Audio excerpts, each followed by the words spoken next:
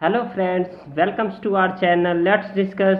Friends, आज आप सभी के लिए हम क्लास नाइन्थ का साइंस सब्जेक्ट का वर्कशीट नंबर 29 लेकर आए हैं और यह वर्कशीट 9 सितंबर 2020 के लिए है। तो आइए इसे एक एक करके पढ़ते हैं, समझते हैं। फिर इसके साथ मैंने सॉल्यूशन भी अटैच कर रखा है। आई होप आप इसे बेहतर तरीके से सुनेंगे, फिर सॉल्यूशन को देखेंगे। तो आज का ये चैप्टर गति आपका स्टार्ट हो रहा है। क्या है? गति। गति में दूरी, विस्थापन और चाल, इसमें आपको पढ़ना है। ठीक है फ्रेंड्स,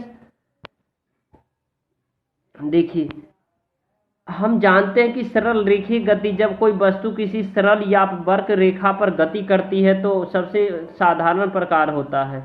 तो वस्तु की स्थिति को बताने के लिए हमें कोई एक निर्देश बिंदु की आवश्यकता होती है, जिसे मूल बिंदु कहा जाता है।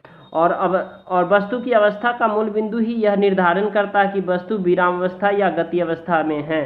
जब भी कोई वस्तु अपने मूल बिंदु से हटती है तो वह गति करती है और समय अंतराल में कुछ दूरी तक तय करती है। एक वस्तु द्वारा तय की गई निर्धारित समय पथ में माप को दूरी कहते हैं। मतलब कि दूरी किसे कहते हैं? तो एक वस्तु द्वारा तय की गए एक निश्चित पथ के माप को दूरी कहते हैं। यह एक अदिश राशि है। दूरी क्या है? अदिश राशि। सदिश और अदिश राशि होती है। सदिश राशि क्या होता है दोस्तों?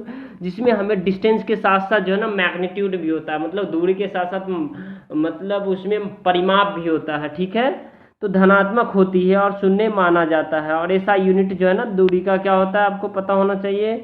दूरी का मीटर में मापते हैं। और किंतु किसी वस्तु द्वारा प्रारंभिक स्थिति यानी मूल बिंदु से अंतिम स्थिति के बीच तय की गई दूरी कुल दूरी कहलाती है।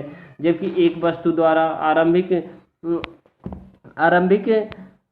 स्थिति मूल बिंदु से अंतिम स्थिति की न्यूनतम दूरी को विस्थापन कहते हैं। और यह एक सदिश राशि है और यह ऋणात्मक एवं शून्य भी हो सकता है। और यह एसआई पद्धति के अनुसार इसे भी मीटर में मापते हैं।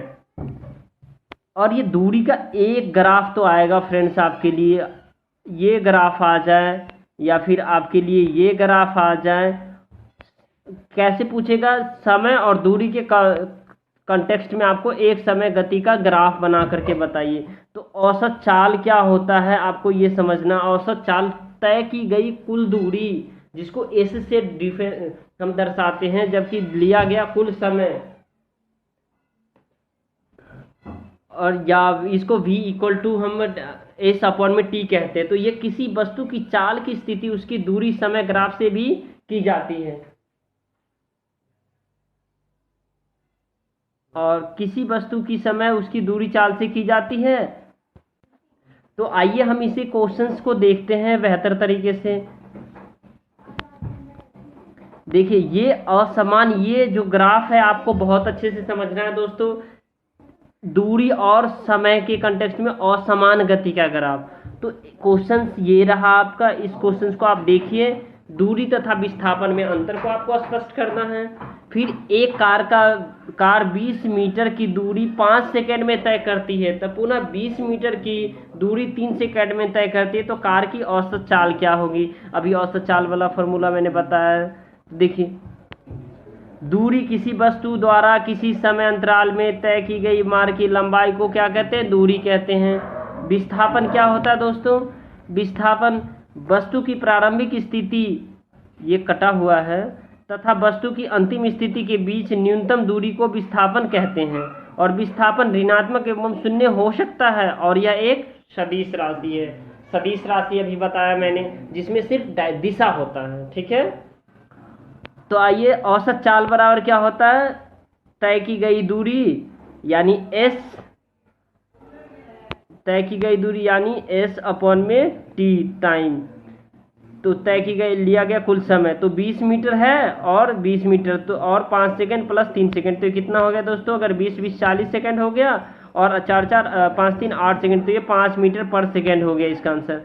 क्वेश्चन नंबर आप थर्ड देख लेते हैं। क्वेश्चन नंबर थर्ड है, चाल को परिभाषित कर उसका एसआई मात्रक लिखिए। चाल को परिभाषित करके उसका एसआई मात्रक, ये देखिए दोस्तों, ये जो फर्स्ट क्वेश्चन का आंसर है, पहले इसको समझ लीजिए। ये जो आपका फर्स्ट क्वेश्चन का आंसर है, दूरी तथा विस्थापन में अंतर है, और ये दूरी तथा विस्थापन में अंतर है ये। और ये दूसरे क्वेश्चन का आंसर है।